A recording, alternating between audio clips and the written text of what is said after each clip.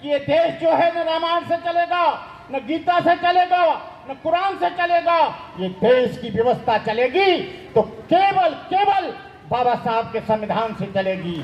बाबा साहब के संविधान को जिंदा रखो। ये बाबा साहब की मूर्ति पर माला और विचारों पर ताला, ये बिल्कुल नहीं चलेगा। आज ये मनुस्मृति से इस देश को चलाना चाहते हैं। आज कह रहे हैं कि इन्होंने संविधान बना लिया है। हमने भी टाल ठोक कर कह दिया है कि देश तुम्हारी बाप की बपौती जागीरदारी नहीं है। हम किसी भी हालत में मनुस्मृति को लागू नहीं होने देंगे, चाहे हमें प्राणों की बाजी लगानी पड़े, चाहे अपने जीवन की आहुति देने पड़े, लेकिन हम तुमको किसी भी हालत में इस देश में मनुस्मृति और नया संविधान नहीं लागू देने देंगे। ये केजरीवाल भी दूसरा आरएसएस का आदमी है। इससे ज्यादा खतरनाक आरएसएस नहीं है, ये उससे भी ज्यादा खतरनाक है, उससे भी ज्यादा बेईमान है। हमारे लोग इसकी बातों में ना आए। तुम कितना भी मुकदमा चलाओ, ये 22 प्रतिज्ञाएं हम देते रहेंगे। हम उस व्यवस्था में नहीं रहना चाहते जो सदियों से हमारे लोगों पर जुल्म करती है, जो व्यवस्था हमारी बहन बेटियों की इज्जत लूटती है, जो व्यवस्था कॉलेजों में जाके अपमानित करती है, सरकारी कार्यालयों में जातिगत आधार पर प्रमोशन होता है, जातिगत आधार पर हमारे बच्चों की मेरिट खराब की जाती है, जातिगत आधार पर हम लोगों के ऊपर जुल्म अत्याचार होता है। डॉक्टर अंबेडकर का फोटो लगाकर या ये भगत सिंह का फोटो लगाकर बाबा साहब का मिशन पूरा नहीं होगा।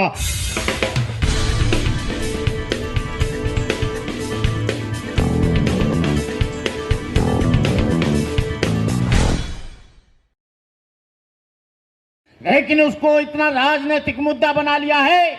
अरे मूर्खों, ये 22 प्रतिज्ञाएं हमारी नहीं है। ये 22 प्रतिज्ञाएं बाबा साहब डॉक्टर अंबेडकर ने बनाई थी। ये 22 प्रतिज्ञाएं बंदे करुणाकर की नहीं है। ये 22 प्रतिज्ञाएं राजेंद्र पाल की नहीं है। ये 22 प्रतिज्ञाएं किसी नेता की नहीं है। ये बाबा साहब डॉक्टर अंबेडकर ने अपने भोले भाले लोगों को बचाने के लिए 22 प्रतिज्ञाएं दी थी। और हम कहते हैं तुम कितना भी मुकदमा चलाओ, ये 22 प्रतिज्ञाएं हम देते रहेंगे।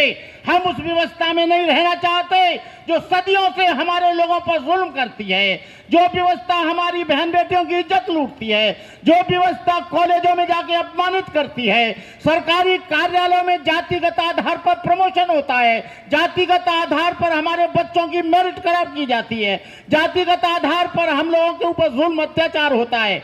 इसलिए डॉक्टर अंबेडकर ने कहा था कि जो धर्म तुमको समता न दे सके, जो धर्म तुमको सम्मान न दे सके, जो धर्म तुमको रेस्पेक्ट न दे सके, जो धर्म तुमको कदम कदम पे अपमानित करता हो, जो धर्म तुमको बड़ी व्यवस्था में बांधता हो, बाबा साहब अंबेडकर ने कहा ऐसे धर्म को लात मार देना, क्योंकि self respect is more important than material gain और स्ट्रगल फॉर सेल्फ रेस्पेक्ट। हम लोग आत्मसम्मान खोकर अब जीना नहीं चाहते।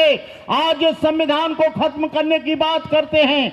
आज ये केजरीवाल भी दूसरा आरएसएस का आदमी है। इससे ज्यादा खतरनाक आरएसएस नहीं है, ये उससे भी ज्यादा खतरनाक है, उससे भी ज्यादा बेईमान है। हमारे लोग इसकी बातों में ना आए। केजरीवाल को हमने कहा था कि डॉक्टर अंबेडकर का फोटो लगाकर या ये भगत सिंह का फोटो लगाकर बाबा साहब का मिशन पूरा नहीं होगा। बाबा साहब का मिशन यदि कभी पूरा होगा तो 22 प्रतिज्ञाओं से पूरा होगा। 22 प्रतिज्ञाएं जो उसको ग्रहण करोगे तब पूरा होगा। लेकिन ये लोग फोटो लगाकर आपका वोट ले जाते हैं। आप बहुत इमोशनल हो, बहुत बार ठगे गए हो। दलित पैंथर आई, आप ठग गए। लॉर्ड बुद्धा क्लब आया, आप ठग गए। और संगठन आए, आपको सब बेवकूफ बनाकर चले गए।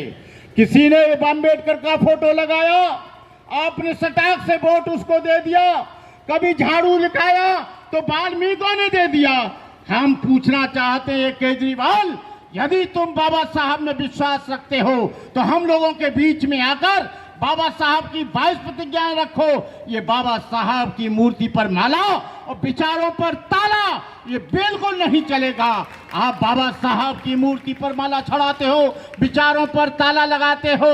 मैं कहना चाहता हूं, आज गगन मलिक 84,000 बुद्ध मूर्तियां बांट रहा है।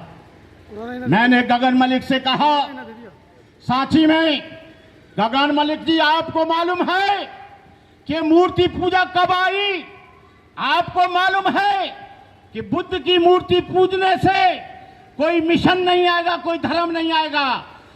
ये केवल बुद्ध के दर्शन पर चलने से, बुद्ध के सिद्धांतों पर चलने से, चार आर्य सत्यों को समझने से, प्रतिसमुत्पाद को समझने से, अष्टांगिक मार्ग पर चलने से धर्म आएगा। ये मूर्ति से धर्म नहीं आएगा। ये 650 वर्ष बाद भगवान बुद्ध की मूर्तियों का प्रादुर्भाव हुआ। 250 वर्ष तक कोई भी मूर्तियां नहीं थी।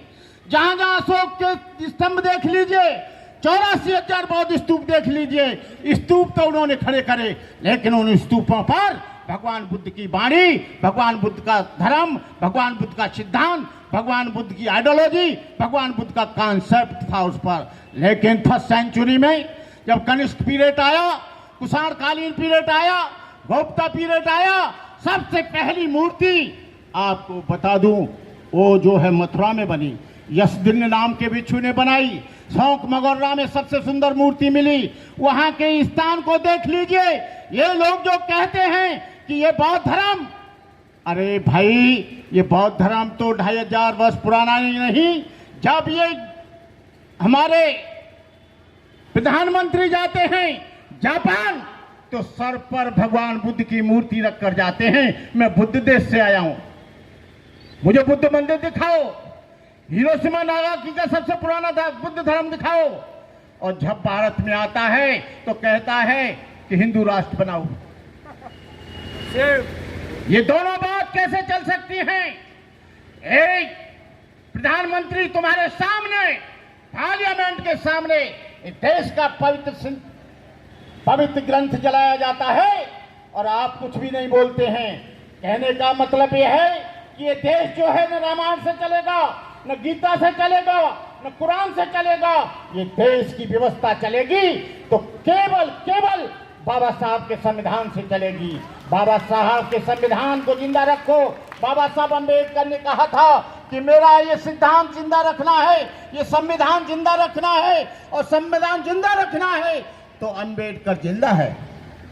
और जिस दिन संविधान मर गया उस दिन तुम मर जाओगे, तुम्हारा समाज मर जाएगा, तुम्हारे आने वाली नस्लें जो हैं वो गुलाम हो जाएंगी। तुम्हारे आने वाली पीढ़ियों का आज ये मनुस्मृति से इस देश को चलाना चाहते हैं। आज कह रहे हैं कि इन्होंने संविधान बना लिया है, हमने भी टाल ठोक कर कह दिया है कि देश तुम्हारी बाप की बपौती जागीरदारी नहीं है। हम किसी भी हालत में मनुस्मृति को लागू नहीं होने देंगे, चाहे हमें प्राणों की बाजी लगानी पड़े, चाहे अपने जीवन की आहुति देने पड़े, लेकिन हम तुमको किसी भी हालत में इस देश में मनुस्मृति और नया संविधान नहीं लागू देने देंगे।